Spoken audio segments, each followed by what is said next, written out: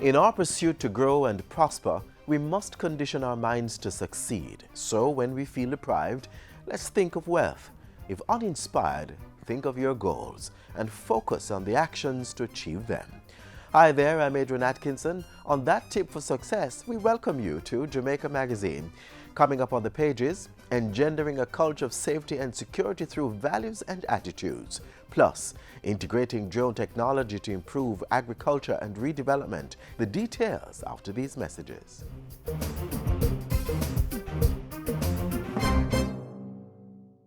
I remember when I didn't like school and Mommy used to have to wake me up. Tabla, hurry up. You're going to be late for school. Hey, now that I have a tablet, you don't need to wake me up. Since Mommy and Daddy bought me a tablet, I use my tablet for all kinds of cool stuff. I use my tablet to read books. I use my tablet to learn about history and science. I use my tablet to help with my homework. I even use it to talk to my daddy at work. Hello, Daddy! Learning is easy and fun with a tablet. Take care of your tablet, use it wisely. Hurricanes can strike at any time. In the event of one, be prepared to act quickly.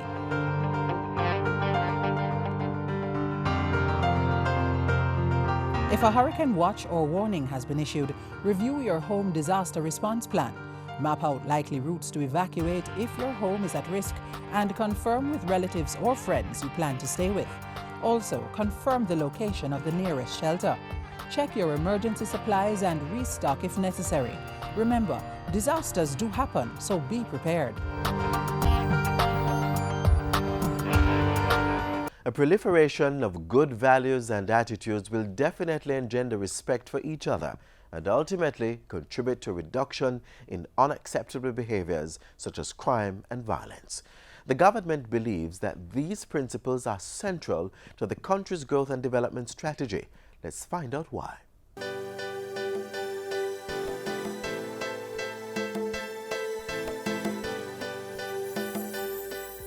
We all know that the youth are and will remain a significant share of Jamaica's population for the foreseeable future.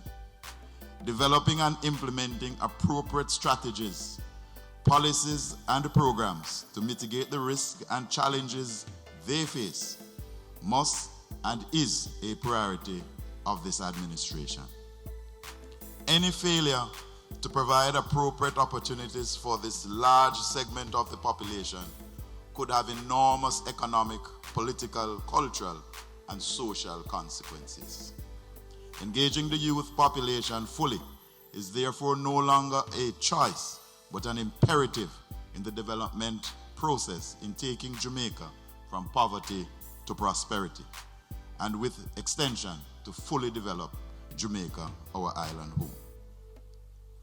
In order to ensure not only the important safety of our youth, but we have put in place a 5-pillar strategy to ensure the safety and security of our nation in the years to come. Safety and security is a function of the values and attitudes in the society. Our actions are driven by values, and therefore, if we were to re-engineer in Jamaica a culture of respect, sanctity of life, culture of how we resolve our conflicts peaceably, then what a Jamaica we would have. And a culture of working, a culture of doing things in a very ethical way, no scamming, not following the law. That is the kind of society that we want. And it all comes down to the values that we hold dearly. The educators, therefore, in the audience will appreciate the counteractive influence that the society and in the home, the community, and via the media in all its forms has on the teaching and learning process. At the school level, the Ministry of Education, Youth and Information has introduced a suite of behavioral management programs aimed at promoting positive socialization, behavior change, and ultimately education. Programs all fall under the framework of the school-wide positive behavior intervention support system. Through this framework, teachers are adopting positive approaches to improve student behavior and attitude to learning. In addition to the behavior management programs, the ministry also has been promoting the formation of uniform groups in schools. We are at the point in our life as a country where far too many of the maladies of our society are mirrored in our schools. I am afraid that the guidance counselors, the deans of discipline, the school resource officers, and other officials who volunteer to help in the schools, I'm afraid they will not be sufficient to curb indiscipline and delinquency that is so evident in many of our schools today. It will require innovative initiatives and partnerships like this conference to disrupt the trajectory that is taking us as a country to the brink. Indeed, if we truly want to transform our country, the school and the home are where we must start. This conference, this partnership, represent a good start. Let us all work together to build this great nation, Jamaica, land we love.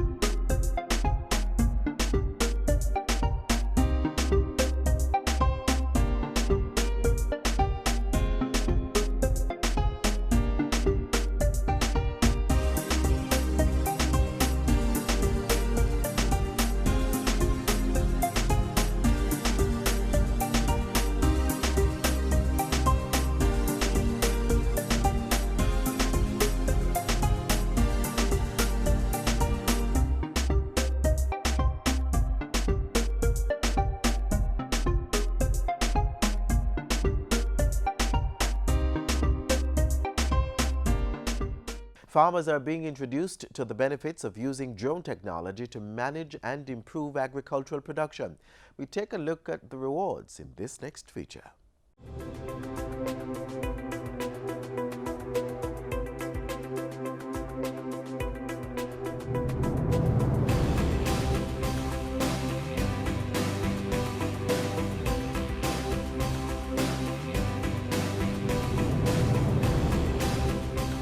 The Ministry of Industry, Commerce, Agriculture and Fisheries is looking to employ the use of drone technology in the agriculture sector to provide useful data to drive production and productivity. Collaborating with the local company DNC Drones, Minister without Portfolio J.C. Hutchinson held a demonstration with farmers in Low River, Trelawney in August.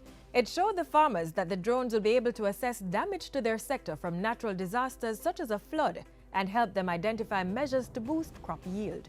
What we are looking for the drone to do is that once we have crop damage after a hurricane or flood, we usually find that when the estimates come in, we find that the estimates are not usually correct, because many of the extension officers can't reach the areas where the damage is.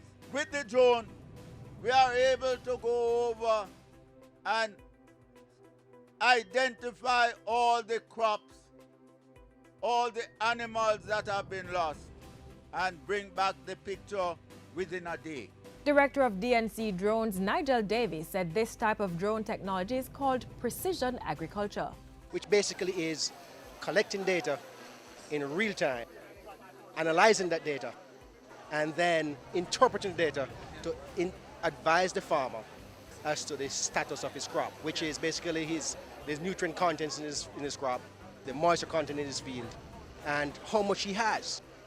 because this technology can also count the number of hills of yam, potato plants, tomato plants in the field. We can assess, let's say, the number of animals that died. We can measure that. We can tell you that, wait a minute, that these guys had 20 acres of yam here, and we knew that 6 months ago it was 50 hills of yams. We now can say he lost 50 hills of yams. So the drone technology is used widely in disaster management. Other benefits of the drones include giving a clear picture of crops under production and identifying areas with irrigation needs and crops that are lacking in nutrients. We have what we call a multispectral camera, which is this little camera on this particular drone, and it takes pictures of the plants. As you well know, plant leaves basically absorb sunlight and reflect sunlight. So this is a special camera that rejects infrared or near infrared, and then it can use that data using an algorithm to tell us how much nitrogen, how much potassium, how much phosphorus, or the lack thereof, in a plant. We also can tell you the moisture content in the field. Now, if that can be done, we will be able to tell the farmer what needs to be done with his different crops. And with that, we are looking at seeing how we can not only increase production, but we can increase productivity.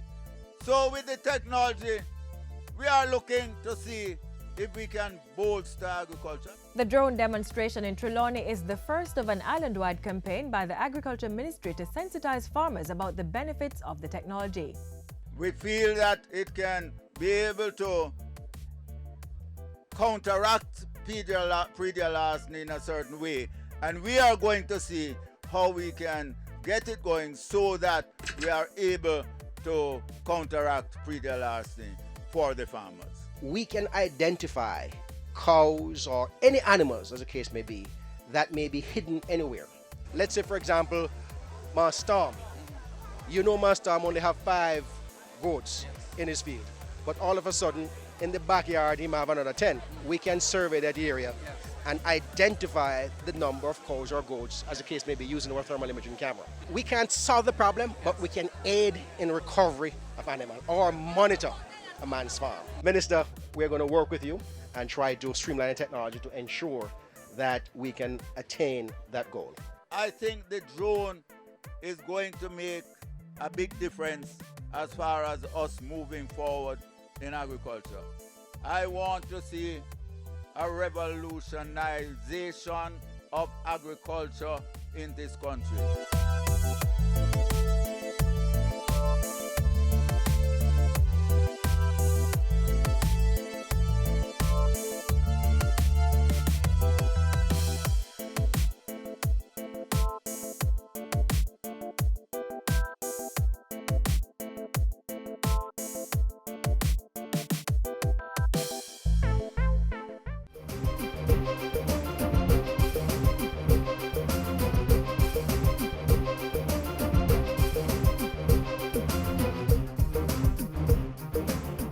The Urban Development Corporation continues the redevelopment of capital city Kingston.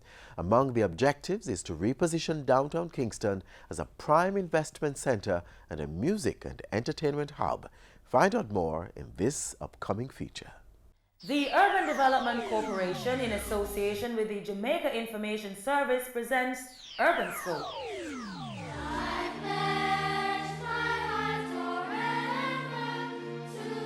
1962 marked the beginning of a proud and free era of independence for Jamaica. This tiny yet Talawa nation was now free to create its own destiny.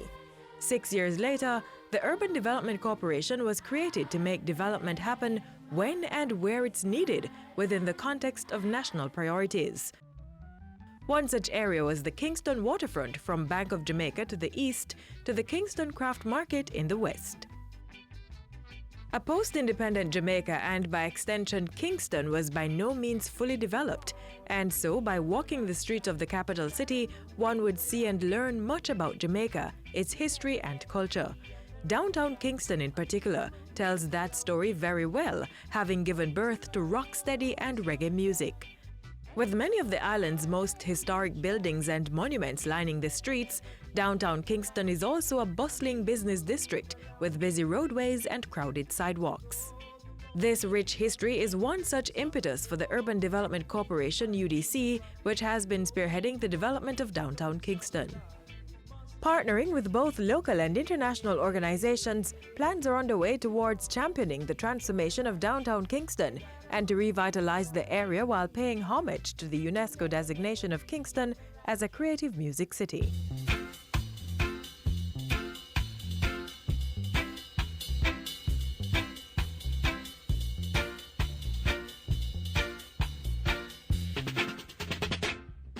In 1995, the UDC was entrusted with its tax incentive program, and that pulled investments in the downtown Kingston area. A major investor is the multinational corporation Digicel, which constructed its global headquarters on prime waterfront property sold by the UDC. Other developments that have gained traction include the construction of Grace Kennedy's multi-story complex on Port Royal Street, made possible on lands sold to them by the UDC. Grace also renovated a building on Harbour Street for use as its financial center.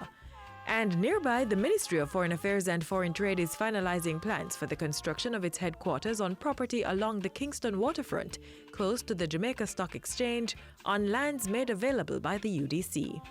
The redevelopment of downtown is being guided by the UDC's Downtown Kingston and Port Royal Redevelopment Plan 2030. It's being implemented on a phase-by-phase basis and is aligned with the Vision 2030 Jamaica National Development Plan. This redevelopment plan is giving energy to an updated development order for Kingston as well as guidelines for land use and zoning. Aspects of the UDC plan already in motion include the construction of a bus park, one component of a multimodal transport center for the city. There's also the upgraded St. William Grant Park and the redevelopment of the National Heroes Park. Over in the Market District, significant development is evident with the build-out of the Chapel Lane Market. The UDC took another step in partnering with Digicel and the Kingston and St. Andrew Corporation, the KSAC, to ensure electrical upgrades were completed on the reconstructed Coronation Market.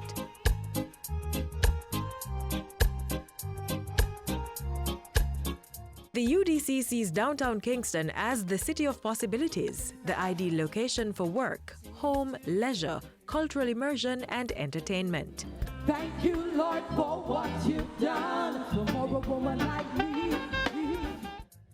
UDC's Fireworks on the Waterfront is a fixed event that's being used by the UDC to promote family entertainment and stimulate an active nightlife in downtown Kingston. Adding to this is the construction of Festival Marketplace by the UDC, an eatery space catering to day and night patrons who will also benefit from the nearby craft market. And for a more in-depth cultural experience, there's the newly renovated Simon Bolivar Cultural Center in the heart of Parade, designed and built by the UDC. The center, managed by the Institute of Jamaica, complements other cultural facilities located in the Parade area, such as Liberty Hall, the restored headquarters of national hero, the Right Excellent Marcus Messiah Garvey. The Urban Development Corporation, demonstrating commitment to the redevelopment of downtown Kingston. To learn more about the work of the Urban Development Corporation, call 656-8031 or visit their website at udcja.com. You may also follow the UDC on Facebook, YouTube, Twitter, and Instagram, or visit their information center on the ground floor, Kingston Mall, downtown Kingston.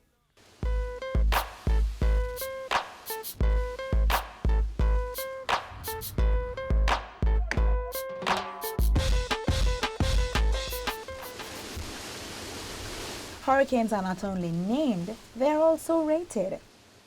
As a hurricane develops, its strength and potential threat is categorized.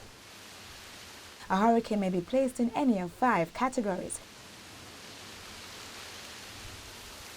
Category 1, 2, 3, 4, or 5.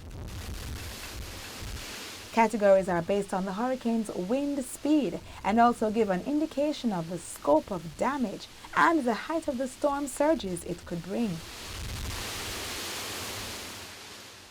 Wind speeds of 74 to 95 miles per hour is indicative of a Category 1 hurricane, the least devastating of the bunch. Unanchored mobile homes and poorly planted signposts are really the only structures at risk in such conditions. Category 1 hurricanes create 4 to 5 foot high waves.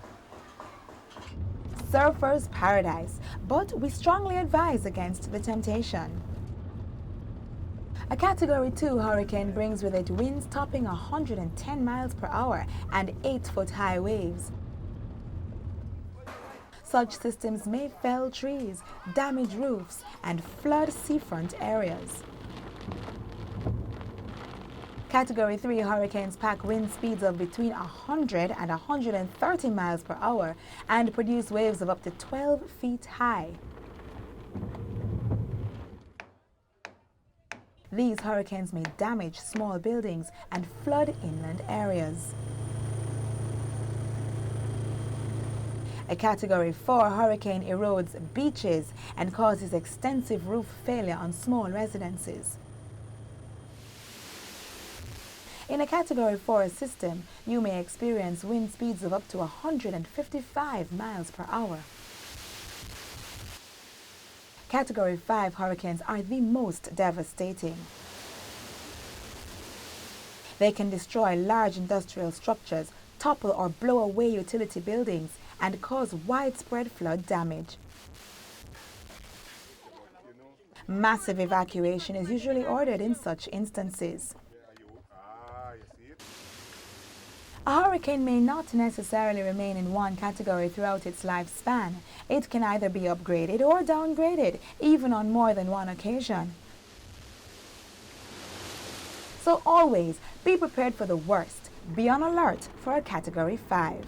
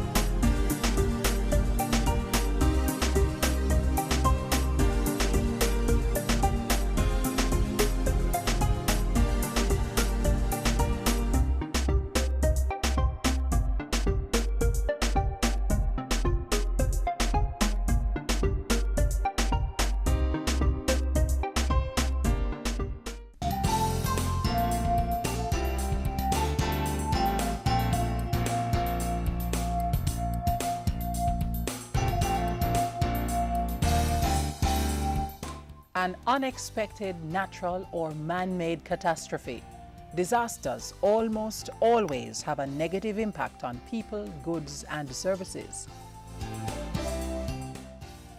They may also permanently change the natural environment. A disaster can seriously disrupt how society functions, causing widespread human, material, or environmental losses. It usually exceeds society's ability to cope using its own resources. There are two main types of disasters: natural and man-made. Natural disasters include earthquakes, floods, hurricanes, landslides, and droughts. Flooding can also be man-made. Other man-made disasters include fires, chemical spills, and transportation accidents.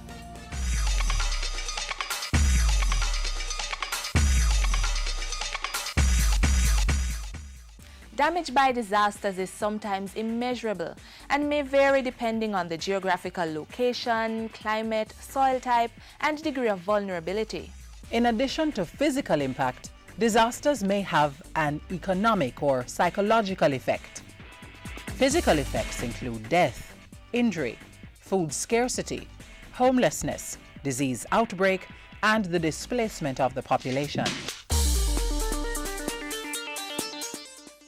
The economic effects of disasters may include destruction of crops, destruction of property, disruption of production, and a setback to economic development programs.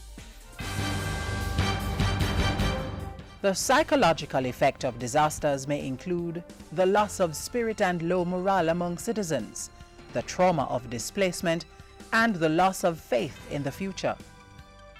The Office of Disaster Preparedness and Emergency Management, OPM, says there are several factors contributing to the risk of disasters in Jamaica. We have to start with development, where we site development and the enforcement of development. Lack of management of the space, where we have housing in relation to where we have environmentally sensitive areas. That can lead to disasters. Also, if you don't have proper mitigation infrastructure to reduce or to prevent the effects of the hazards, natural or man-made, on the environment and on people, then we have disasters occurring. Waste management. If we continue to dump into our waterways, into our drainage ways, if we don't maintain our drainage infrastructure, then we could have a disaster occurring on our hands. Over the years, disasters have caused billions of dollars in losses, especially in the agriculture sector.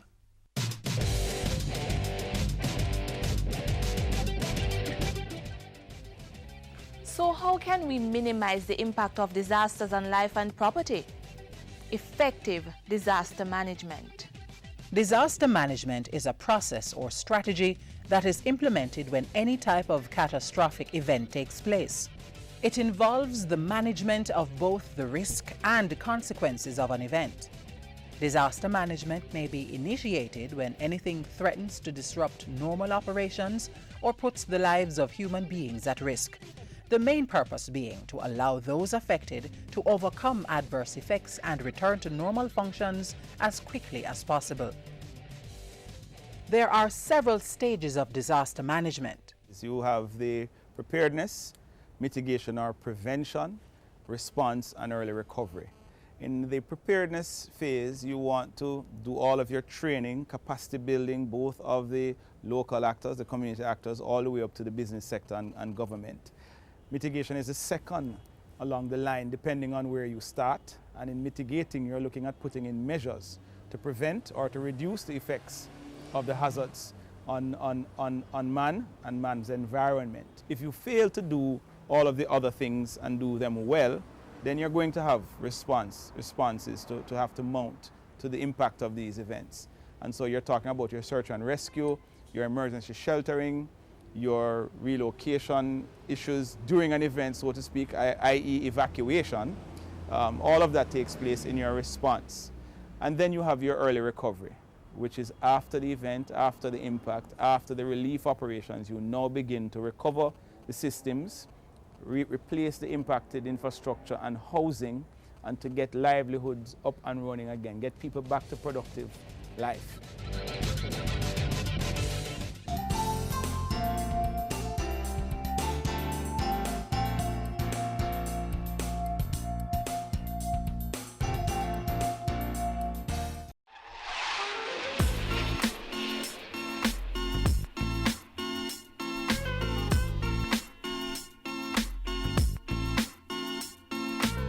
And this is where we take our leave on yet another enlightening edition of Jamaica Magazine.